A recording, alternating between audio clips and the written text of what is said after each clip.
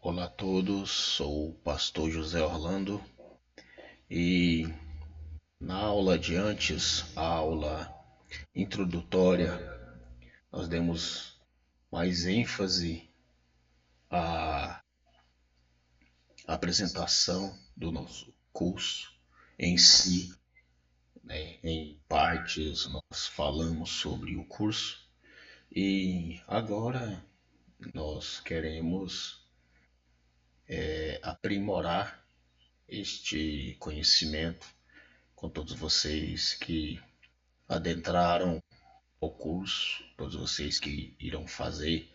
Lembrando que é um curso de teologia livre, né? Uma teologia básica, as bases da teologia. Lembrando que este curso aqui em cima é um curso de teologia sistemática, juntamente com a FATEM, com a FATECOM, e temos aqui as apresentações também. E a Faculdade Teológica da Convenção CONEMAD. Para quem não sabe, a CONEMAD é uma convenção que ela tem como objetivo capacitar ministros do Evangelho, pessoas que querem fazer a obra do Senhor e necessitam de um preparo, né? Este curso ele vai ser de grande valia para todos que desejam fazer o curso de teologia, todos que desejam fazer a obra de Deus com zelo, com amor, com compaixão e principalmente com preparo necessário para dar início, né, à, à obra missionária, a obra que Deus capacitou a cada um para fazer, né?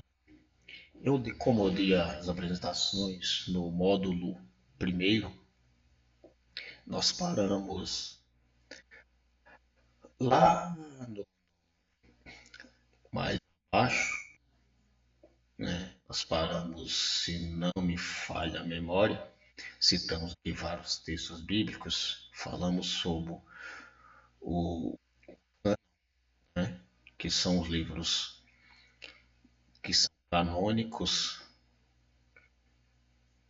Temos um conjunto de 66 livros, juntando com o Novo e o Antigo Testamento, ou vice-versa, o Antigo e o Novo, ou seja, a Antiga Aliança e a Nova Aliança, né?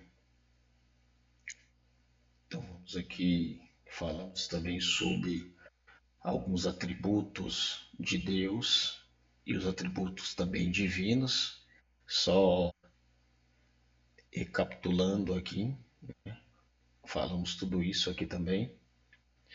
E uma lista imensa dos atributos de Deus, o imensurável de Deus. Demos vários textos base para você se aprofundar dentro da palavra de Deus. Falamos também sobre a eternidade, falamos bastante coisas então. E agora vamos falar sobre a onipotência.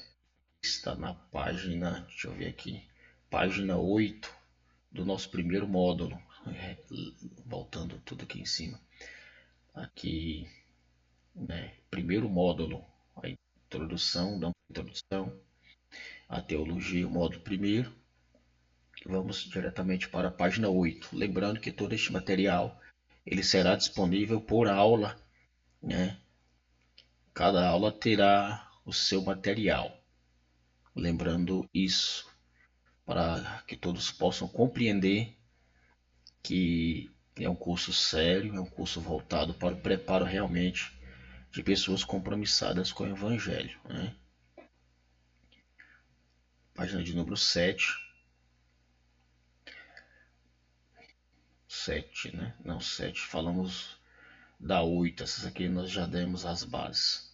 Aqui, sobre a sua onipotência, página 8, o bem abaixo aqui sobre Deus independente de suas criações, da sua criação na ao Criador que impeça Deus ou o que obrigue a algo, né? Isaías ele vai, ele vai falar aqui em Isaías 40, capítulo 40, verso 13 ao 14, né? Que Jesus que se mostrou, né, que Deus ele exerce a sua liberdade totalmente, né, sem necessitar de homem, de ninguém. Em Mateus 11:26, ele usa o homem pela sua misericórdia, né? Que ele necessita de ninguém para fazer nada, mas absolutamente nada. E cremos também que a Bíblia ela é a boca de Deus falando, ela é a revelação divina por através do Espírito Santo. Vamos falar mais à frente sobre o Pai, o Filho e o Espírito Santo, algumas funções, né, que eles cada um tem a sua função. Para quem é trinitariano, né? O que é o trinitarianismo, né? Assim como você crê que somos espírito, alma e corpo, ou vice-versa, né? E assim também o Pai, o Filho e o Espírito Santo também são três, são trinitarianos. Aliás, são três pessoas com um único propósito e nenhum se opõe-se a um ao outro, que o próprio Jesus ele disse: Eu e o Pai somos um, né? Felipe falou para Jesus nos evangelhos e vai falar para Cristo: Senhor, mostra-nos o Pai e isso já nos basta, ou que nos basta. Disse para Felipe: Estou há tanto tempo convosco e não tendes me conhecido, Felipe. Quem me vê a mim, vê ao Pai. Ele está falando das mesmas obras que Cristo estava fazendo, são as mesmas obras que o Pai. Isso fica um pouco mais para frente, é um pouco mais complexo. Talvez seja motivo de alguns debates também teológicos, e vamos deixar isso um pouco mais para frente. Isso já é algo mais aprofundado. Vamos focar no básico aqui. E a onipotência de Deus, falamos também sobre isso, página de número 8, né? E Deus ele pode fazer qualquer coisa compatível com sua natureza, ou seja, Deus ele não pode pecar. A natureza de Deus ela é divina, ela não é como nós, né? Que apesar do pecado de Adão e Eva no Éden, no jardim do Éden, Deus ele nos deu a chance, né, de nos redimir através do teu filho, né, Jesus Cristo, o unigênito de Deus, ou seja, o homem ele deixou de ser filho, né, passou a ser apenas a criação, mas Deus enviou o teu filho, né, como está escrito em João 3,16, é um texto bem conhecido, né? Enviou o teu filho unigênito para todo aquele que crê não pereça, mas tenha vida, né? Então, quem crê em Cristo, que é aquele que faz a tua vontade, ele se torna filho e co-herdeiro juntamente com Cristo, ou seja, herdeiro é Jesus. Nós somos co-herdeiros, ou seja, nós reinaremos também com Cristo no teu reino, como ele foi preso ali.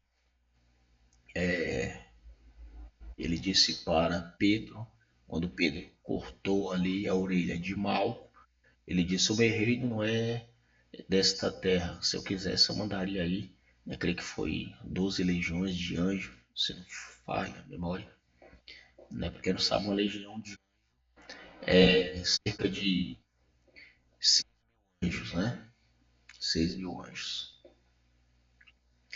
Então, aqui em Gênesis, capítulo 17, verso número 1, e também em Êxodo 6, verso número 3, e também temos o apóstolo Paulo, ele escrevendo a segunda carta à igreja de Corinto, no capítulo 6, verso 18. Também temos também em Apocalipse, capítulo 1, verso número 8. E aqui faz uma pergunta: a onipotência de Deus, ela tem limites? Aqui está uma resposta: sim, em áreas, né? Tem as áreas, as limitações aqui.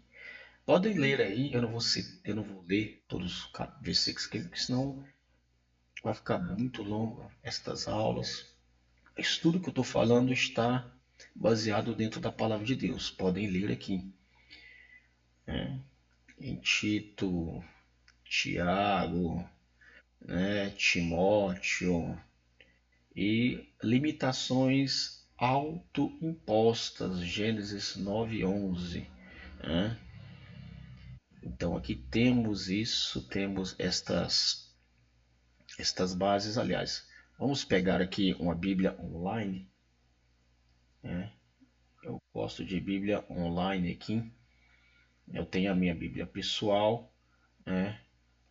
Vamos procurar uma tradução da linguagem de hoje para alguns textos aqui, né? Eu poderia usar uma Bíblia de papel, mas assim vai ser melhor para que todos possam ver, né, a, as bases que eu estou citando, né? Espera aqui, esse aqui é uma Bíblia católica. Como isso aqui é um curso protestante, Bíblia online, aqui, evangélica, tá? Aqui achei. Esse aqui é o que eu mais uso, né? Nada contra católicos, né? Mas este curso é um curso mais voltado para a área protestante. Mas se católicos, qualquer religião quiser fazer, é um curso voltado para quem quer conhecer, né? A obra de Deus, né? Então aqui, como citamos aqui alguns textos básicos, vamos em Gênesis 17, né? Como fala aqui da onipotência aqui. Gênesis, capítulo de número 17. Qual é o verso aqui? Verso primeiro e diante, né? Olha só. Quando Abraão estava com 99 anos de idade, o Senhor lhe apareceu e disse: Eu sou o Deus Todo-Poderoso. Ande segundo a minha vontade e seja íntegro. Olha só, Deus está falando a integridade, né? Andar segundo a vontade de Deus, ou seja, Deus santo. E ele exige esta santidade. E a Bíblia vai nos dizer que sem santidade ninguém verá a Deus. Então isso é fato, né? Creio que aqui. E aqui, olha só, no verso 3, Abraão prostou-se com o rosto em terra. Ou seja, Abraão, ele prostou-se com o rosto em terra em sinal de reverência a Deus, né? Que Deus, ele é todo poderoso, né? Então foi um sinal de reverência ao todo poderoso. E de minha parte, verso 4, esta é minha aliança com você, você será o pai de muitas nações. Ou seja, Deus estava aí, estava fazendo uma aliança com ele, né? Com Abraão, né? Com o pai Abraão. E foi o homem, ele foi aí, um homem de fé, todos sabem da história. Deus fez ali com ele algumas provas, uma das faladas, mais pregadas nos púlpitos, é sobre quando ele foi imolar o teu filho Isaac, para provar a tua fé que ele tinha em Deus, né? Então até que entendeu esse atributo de Deus aqui, né? Então eu vou deixar essa Bíblia aberta que ela é atualizada, né? Deixa eu ver qual é a tradução dessa Bíblia aqui. Ela é uma João Ferreira de Almeida, tá? É até mais fácil das pessoas entender. Eu gosto também da Bíblia King James, mas tem algumas palavras que talvez fuja um pouco, né, deixa eu puxar um pouquinho aqui para ficar melhor para as pessoas visualizarem, né? Eu li aqui em Gênesis 17. Vou deixar aberta essa Bíblia aqui. Ela vai nos servir de base. E agora, o que significa esta onipresença tão grandiosa de Deus? Deixa eu puxar um pouco para cá. O que é esta onipresença de Deus, né? Essa onipresença de Deus, ela significa, né, que Deus ele está presente em todos os lugares, né? Em todos os lugares. O texto clássico sobre a sua onipresença está em Salmos 139. Vamos ler? Vamos ler, né? O anúncio aqui foi removido, tá bom. Vamos voltar aqui um pouco. Às vezes tem alguns anúncios, né? É de graça, mas tem anúncio. Então, meus amados, onde é? Em Salmos, né? 139. Vamos ler então Salmos, capítulo, ou seja, número, né? Lembrando que Salmos não tem capítulos como os outros livros. Salmos 39. Vamos ler aqui, né? Achamos aqui. E qual é o versículo que lemos? Né? Vamos ver aqui. Verso 7. Então vamos lá, meus amados. Fala assim: para onde eu poderia escapar do teu espírito? Ou seja, Deus ele é espírito, né? Jesus vai dar ênfase isso nos evangelhos. Para onde eu poderia fugir da tua presença? Ou seja, ele está em todos os lugares, né? E aqui vai falar: se eu subir os céus, lá estás. Se eu fizer a minha cama na sepultura, também lá estarás ou estás. E vai dando aqui uma série de palavras. Então o salmista vai nos dizer isso, né? sobre, sobre a onipresença de Deus. Né? Podem ler aí, né? Qualquer tradução vai falar sobre isso, né? Qualquer tradução da Bíblia Sagrada, né? E continuando aqui, já lemos Salmos, vamos voltar para o nosso curso. Falamos sobre a onipresença e a sua onisciência, né? Aliás, tem aqui um pouco abaixo, vamos ver aqui, né? A onipresença não é o mesmo que panteísmo, que iguala o universo a Deus. Ou seja, isso aqui é importante, né? Tem pessoas que acham que o universo ele é Deus, ou seja, Deus ele está ali nas plantas, Deus está ali nas montanhas, né? Não é bem isso, né? Deus ele é espírito, ele é alguém, né? Não uma pessoa de carne e osso palpável como nós, né? Mas até aí creio que dá para entender, né? Segundo as escrituras, né? Se você tem outra crença, é, não vem agora ao caso, né? Sobre este curso, é, há distinção entre Deus e a criação, isso que eu acabei de falar, há uma distinção. Apesar de a sua presença estar em toda parte, ele não se torna difuso ou transposto pelo universo. Quer dizer, Deus ele não é o universo, ele não é as plantas, ele não é a sua criação, mas a sua criação reflete o poder e a graça de Deus. É pressuposto, vamos dizer assim. E aprendemos com a onipresença que ninguém pode fugir de Deus. É como o salmista já nos disse, né? Aqui, se subir nos montes, se ir no mar, no fundo dos mares, ali estarás. Então, não dá para fugir de Deus, não, mas não tem como. E a sua onisciência tem toda a ciência, ou seja, sabe de tudo, sabe de todas as coisas, né? É inigualável. A sua onisciência não tem explicação humana para isso. Por mais que filósofos, teólogos possam tentar estudar esta parte, temos aí a ciência da religião que explica as religiões, que explica um pouco sobre a onisciência. No meu caso aqui, eu sou teólogo, eu vou explicar segundo a luz da teologia, a luz da Bíblia Sagrada. Então, Deus ele sabe de todas as coisas, de modo pleno, sem esforço algum.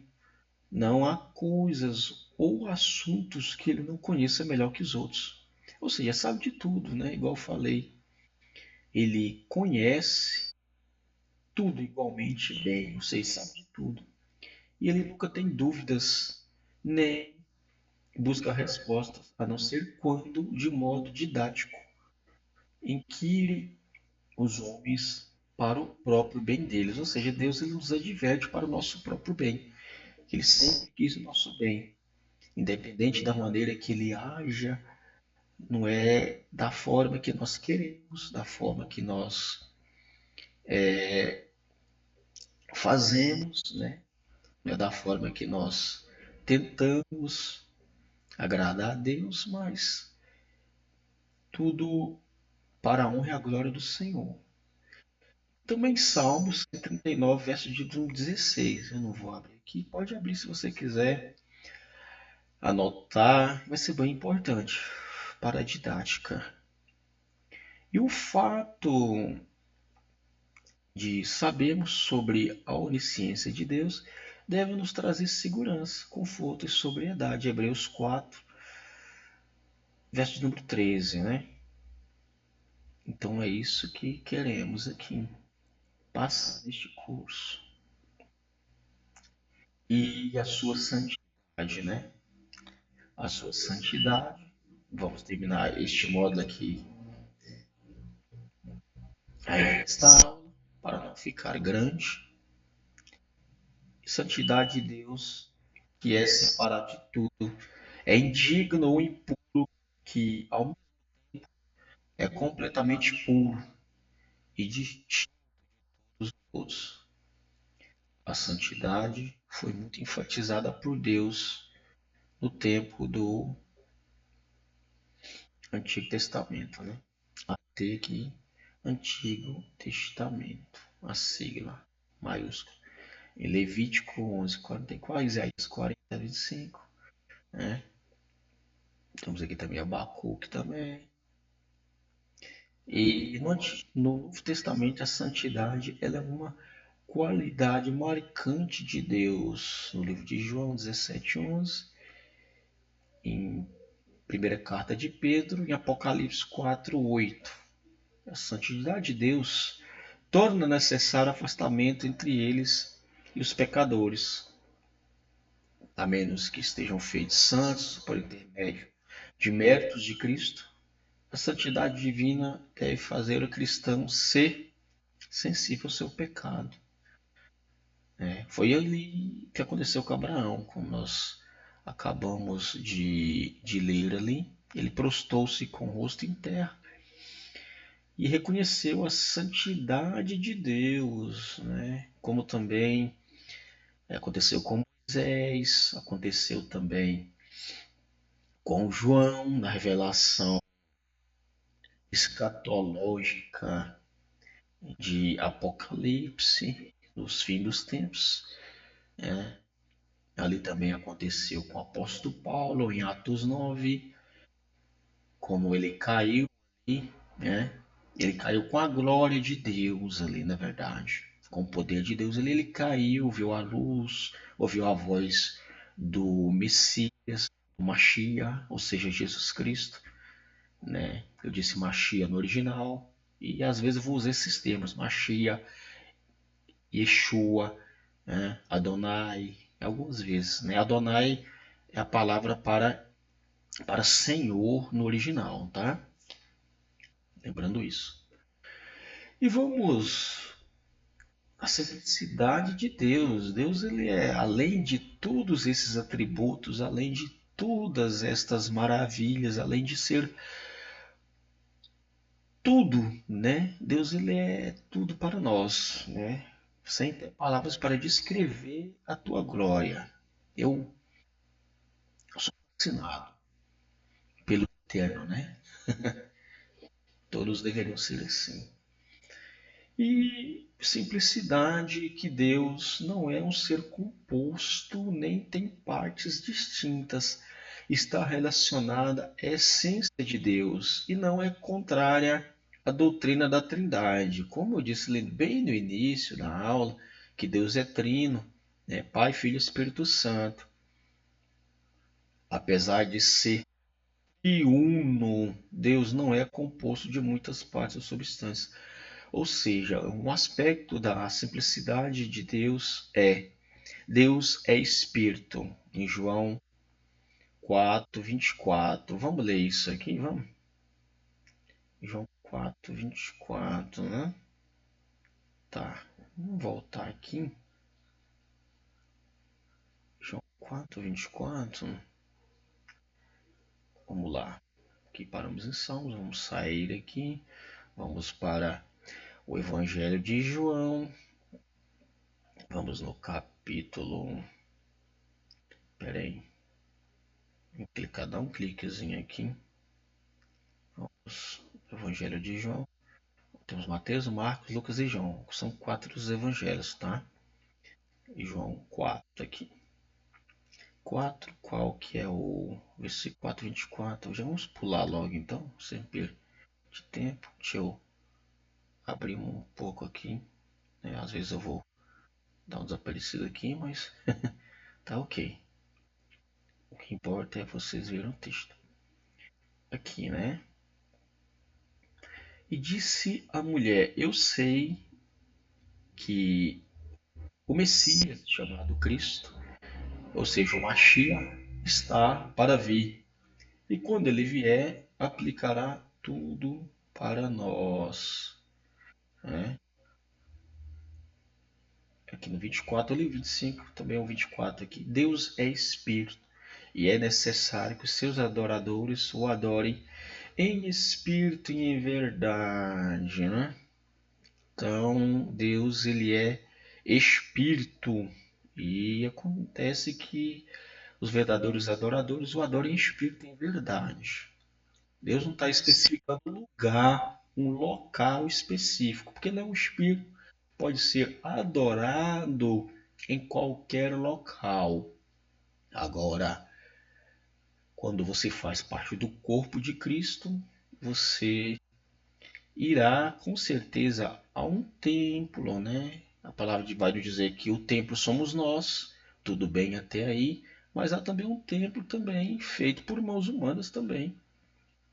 Pode pegar aquela parte que Deus ele não habita em templo feito de mãos humanas. Correto, concordo com isso. Mas a comunhão ali com os santos ela é necessária. Se você for ler em Atos 2, estavam ali reunidos quase os 120, né? Quase 120 pessoas reunidos ali como igreja, como comunidade, orando, buscando e foram revestidos com o poder de Deus.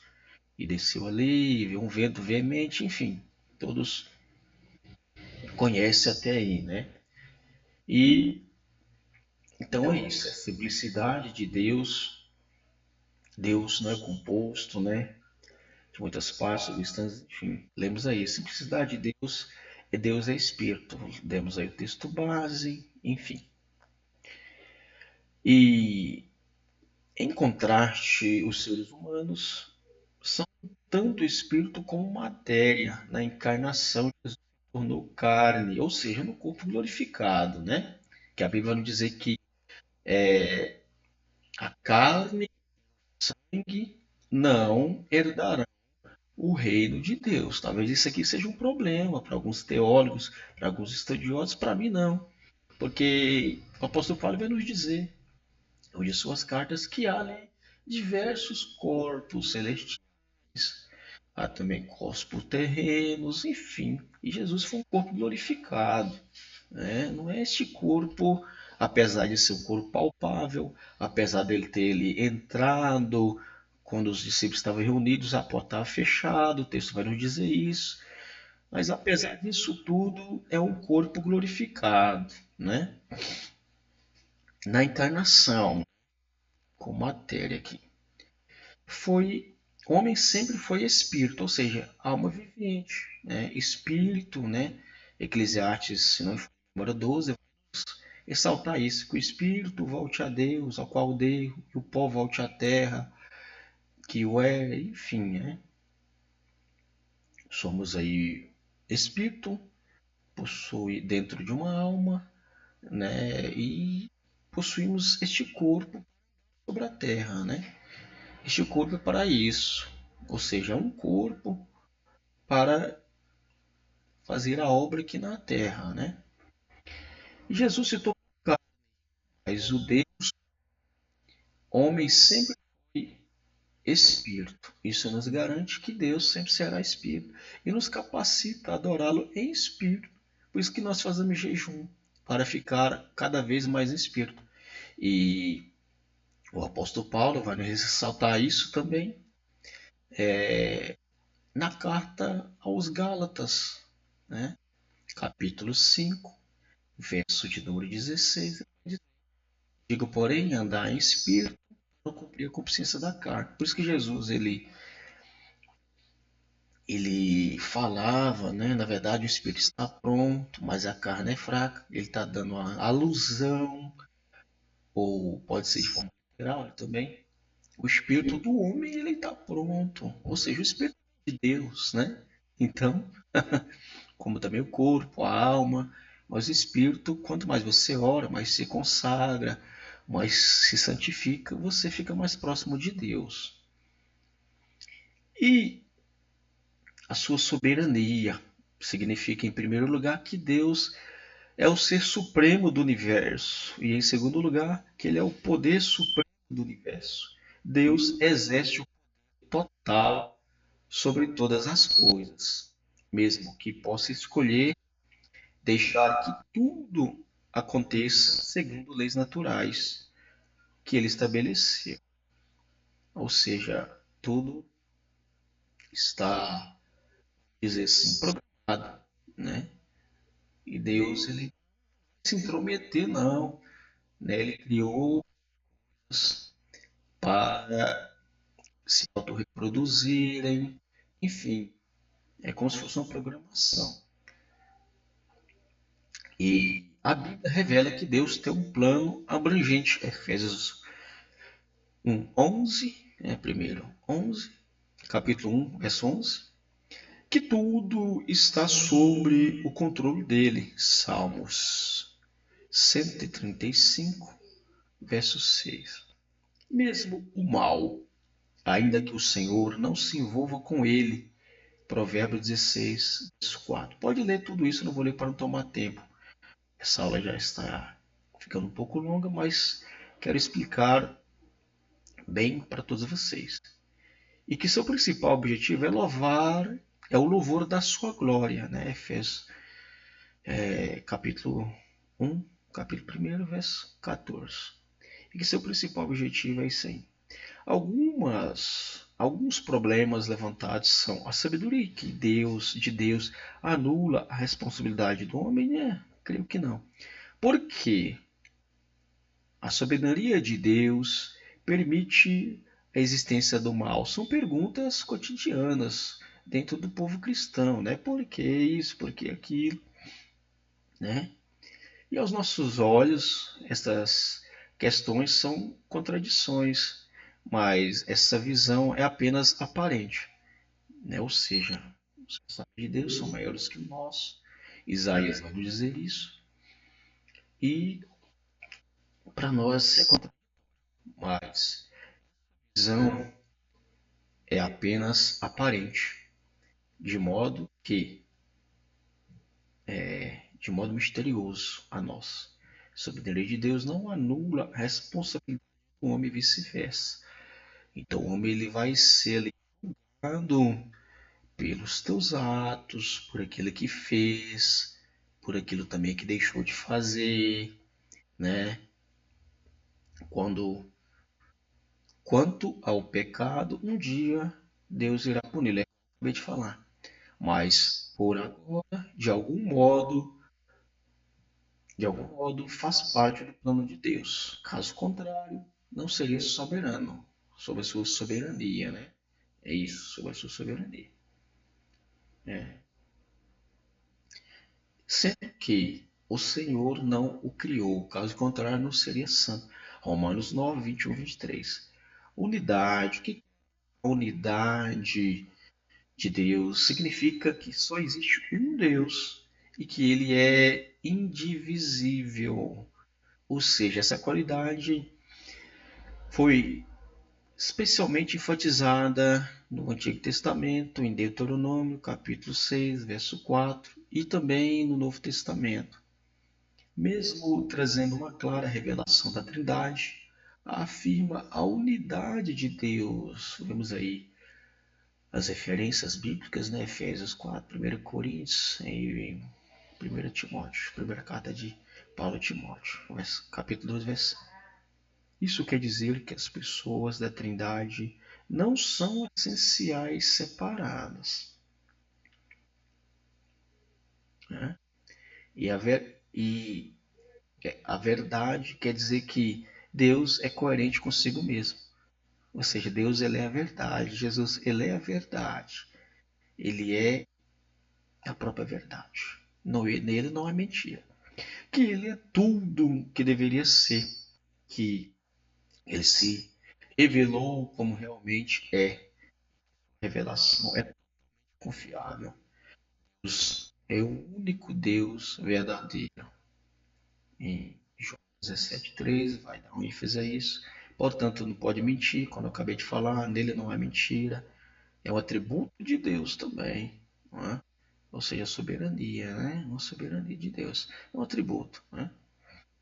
E, e é sempre confiável. Deus não pode fazer nada que contradiga sua própria vontade ou natureza. E não é possível que quebre sua palavra ou que não cumpra suas promessas. Segundo Timóteo 2,3, Paulo vai escrever a Timóteo sobre isso. E estudo sobre os nomes de Deus. Temos aqui os nomes de Deus. Alguns nomes são meio difíceis de falar. Nomes de Deus, cristianismo e judaísmo. Essa sigla aqui é a sigla para Yahvé, né? Yahvé, YW, YHWH. Ou seja, o tetagrama, vamos chamar de tetagrama, palavra, nome ou símbolo formado por 4 letras, né?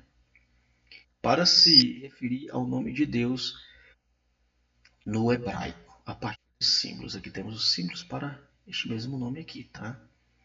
Ou seja, que é a língua hebraica. Estudiosos da Bíblia associam este nome correspondente a Jeová, né? Podemos significar faz que venha a ser o Eterno, o Deus Supremo, ou eu, eu sou o que sou. Adonai, para plural de Adoni, significa meu Senhor, dois sons. Meus senhores ou soberano é uma palavra hebraica que aparece com muita frequência no Antigo Testamento. Yah, presente no livro de Salmos da Bíblia Sagrada, né? Yah é uma abreviação de Yahvé, né? Tinha acabado de falar isso. Está presente no termo aleluia, aleluia, que significa louve ao Senhor. Por isso que nós cristãos falamos aleluia, glória a Deus. Estamos exaltando o nome do Eterno. E também aparece associado a diversos nomes hebraicos, né? Como Eliá, que no português seria corresponde a Elias. Saiba mais sobre o nome Elias, Elohim, substantivo hebraico para se referir a Deus. Muito comum nas escrituras, né, em hebraico. A palavra Elohim significa elevadíssimo ou altíssimo. No Torá, escrituras dos livros de Moisés, né? Para nós o Pentateuco, tá, gente? Os 5 primeiros livros, né? Em hebraico, a palavra Elohim significa elevadíssimo ou altíssimo. No Torá, livro de Moisés, aparece essa palavra, ela aparece 2.570 vezes. Olha só que interessante. 2.570, 2570, para se referir a Deus, Deus, mais presente no Novo. Para quem não sabe, o Novo Testamento ele é grego, né? Então, é grego, tá bom? A palavra Theos é de origem grega, como eu acabei de falar. O Novo Testamento é grego, tá? Não tem como você fazer um estudo hebraico em cima do Novo Testamento. Tem que partir para o grego logo, né? Já o antigo é hebraico, aramaico, tá?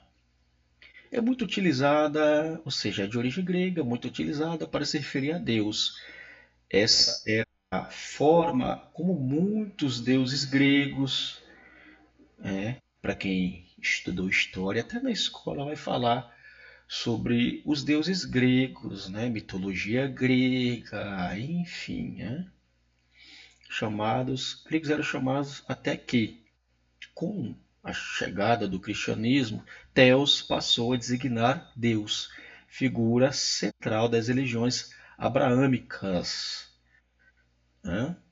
O nome Tel ou Teo possui esse significado atrelado. Saiba mais sobre o nome Theos Despotes.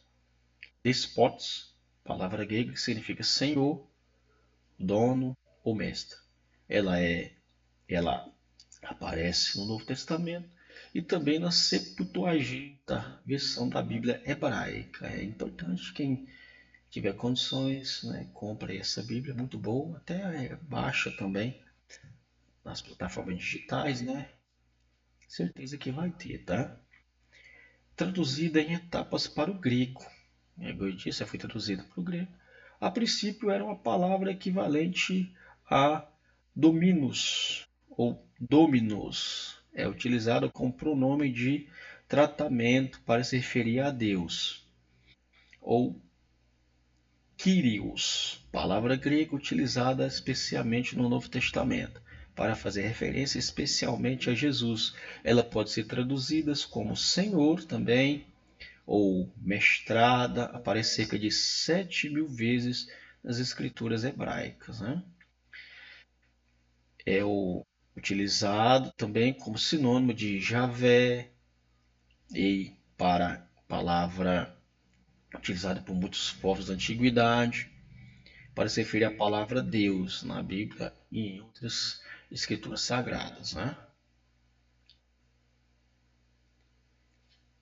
Já vamos terminar. Até que página estamos aqui? Página 11, né? Isso está ficando um pouco longa essa aula, mas eu necessito explicar para você. Como disse, é um curso completo. Componente EI,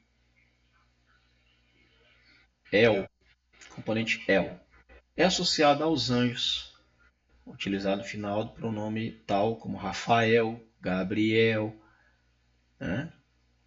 A Bíblia vai dizer só Gabriel e Arcanjo Miguel, tá?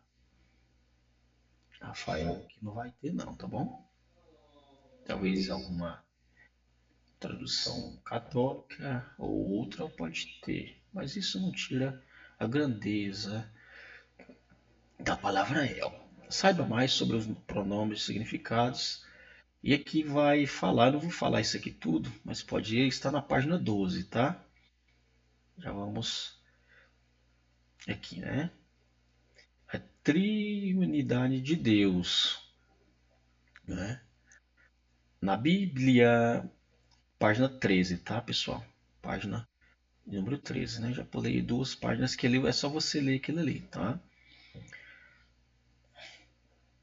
Na Bíblia não aparece nenhuma vez a palavra trindade, isso é fato. A trindade é uma construção, tá, pessoal? É uma série aí de junção de textos, de contextos, né? E nós chegamos a essa conclusão, né? A Bíblia não aparece nenhuma vez trindade. Contudo, usamos essa palavra para expressar uma doutrina que, apesar de muito complexa, é bíblica. Igual eu disse, é uma construção. A trindade de Deus significa que ele é uma só essência divina em três pessoas distintas, Pai, Filho e o Espírito Santo.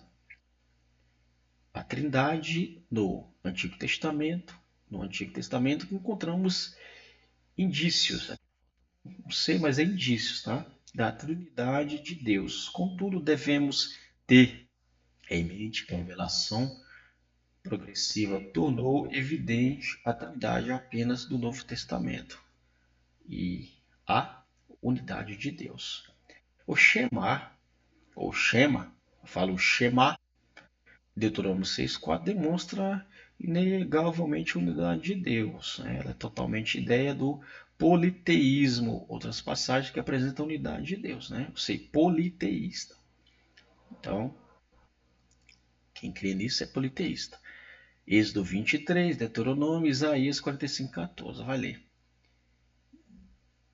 Você vai ler e vai compreender o que eu estou dizendo. Palavras plurais. Temos palavras plurais, já comentamos, né, acima Elohim, é um plural de majestade e não deve ser utilizada para provar a trindade de Deus. Não tem nem como, né, meus amados? Entretanto, Deus, quando em maiúsculo, mesmo fala de si, muitas vezes usando pronomes e verbos no plural. Gênesis 1, 26, até aí 11, 7, Isaías 6, 8. O anjo do Senhor, apesar de diversos anjos, né? Ou seja, uma parte sobre angelologia, apesar de diversos anjos que aparecem em toda a Bíblia algumas vezes surge a ativa o anjo do Senhor.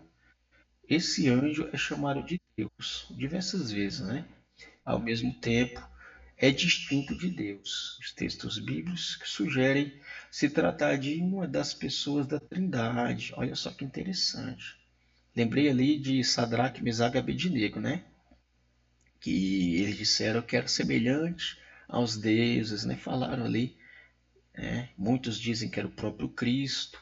Enfim, os textos bíblicos sugerem se tratar de uma das pessoas da Trindade, visto que tal anjo executa seus planos, dá ordens com autoridade, faz promessas, como o próprio Senhor faz em outras ocasiões. Gênesis aí, Malaquias, né? Malaquias aqui, é um L, né? ML.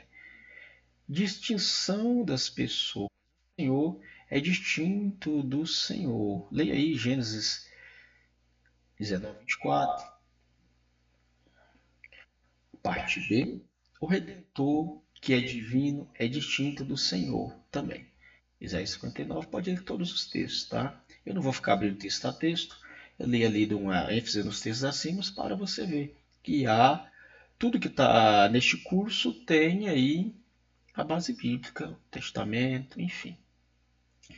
A Trindade do Novo Testamento, apesar de não trazer clara a ideia da Trindade, há fortes indícios dela ao longo de todo o Novo Testamento, né? 1 João 5, 7. 5, verso 7 traz uma ideia muito clara da Trindade.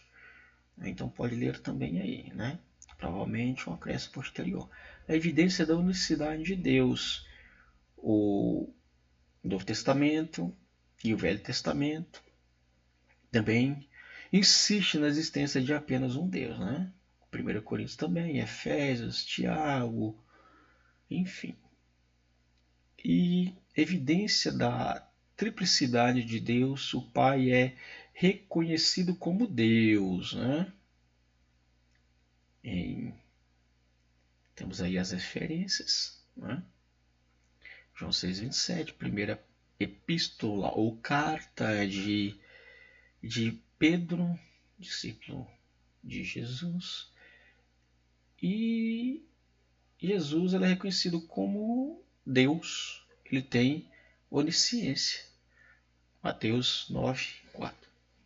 Onipotência, onipresença, poder para perdoar, Jesus perdoou pecados, para sustentar todas as coisas. Colossenses 1,17. Chamado de Deus, apesar de ser distinto do Pai. João, capítulo 1, verso 1. Jesus mesmo fez essas distinções e identificação ao mesmo tempo. O próprio Cristo falou sobre isso. Né? Espírito Santo é reconhecido como Deus. Ele é chamado de Deus em Atos 5, 3, 4. É onisciente, 1 Coríntios 2, onipresente, 1 Coríntios 9, e regenera as pessoas. No Evangelho de São João, capítulo 3, verso 5 a 8. Evidência da triunidade de Deus, né? Temos aí, né? As evidências aqui, tá? E a definição do que é a Trindade.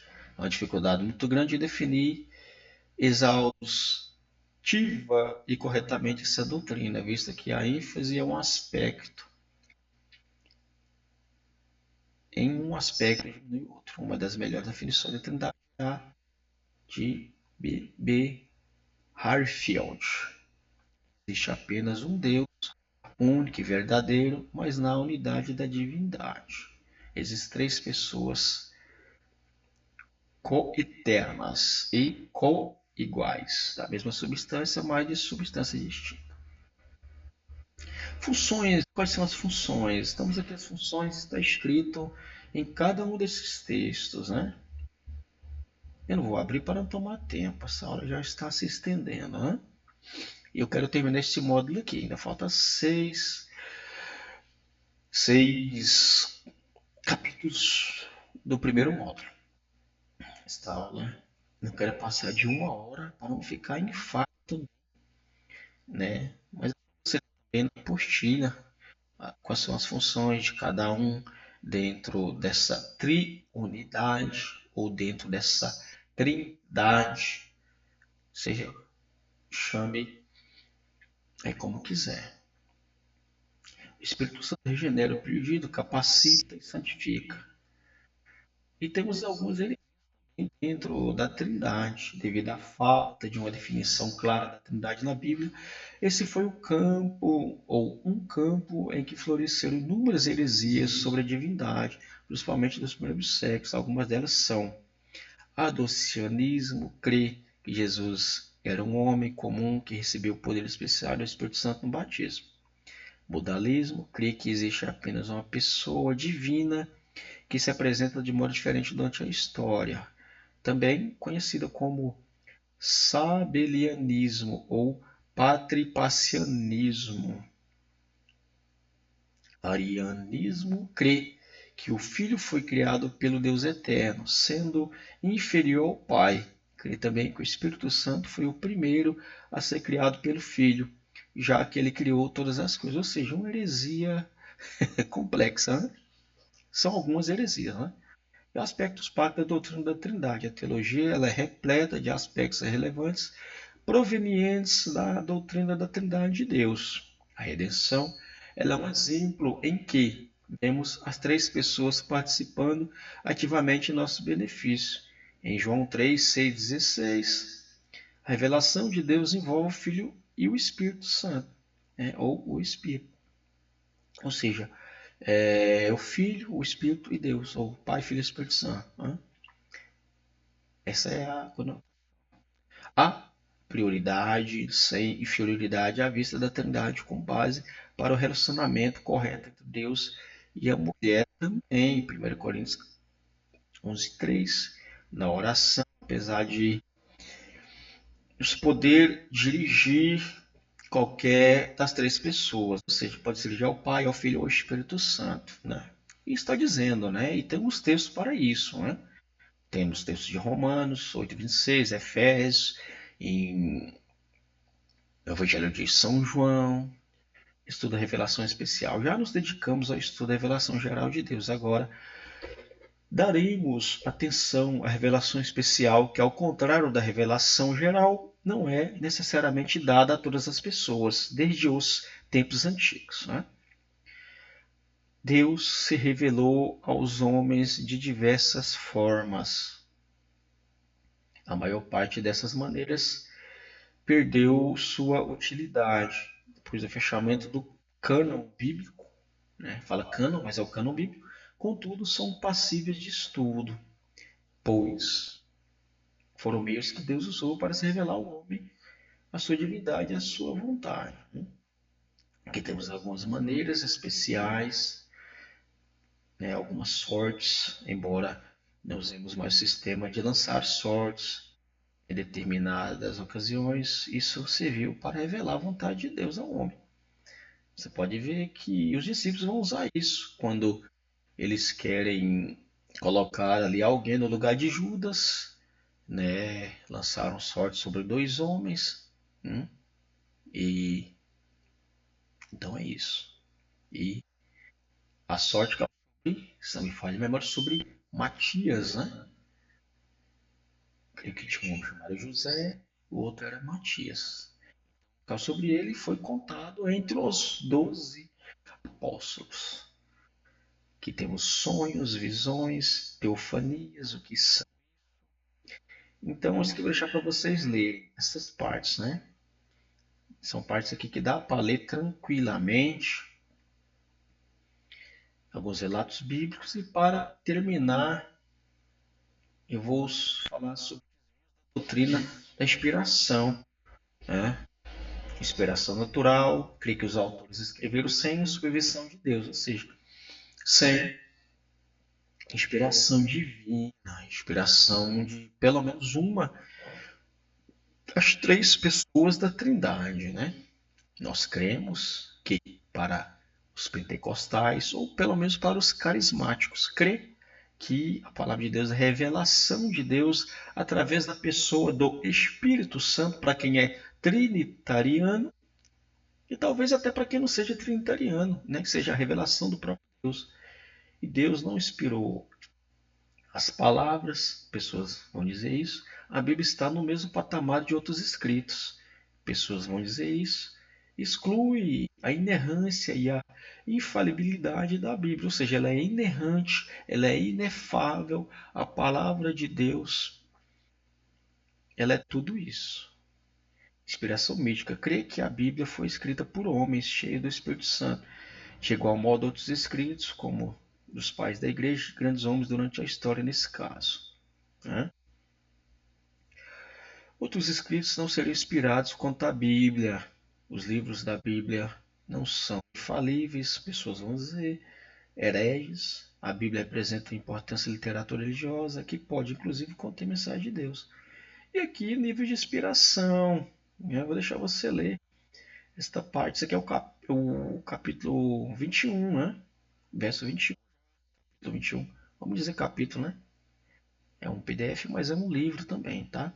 Então, vamos finalizar esta aula. Creio que até aqui todos vocês tenham entendido, tenham compreendido, né, essa questão do primeiro módulo. Né? Eu vou dar só um gostinho para você aqui do segundo módulo, tá? Aqui o segundo módulo será a nossa próxima aula, tá? Vou voltar para o primeiro aqui. Então é isso. A Shalom Adonai, que Yeshua HaMashiach abençoar a tua vida, tá? Até a próxima aula, em nome do Senhor Jesus.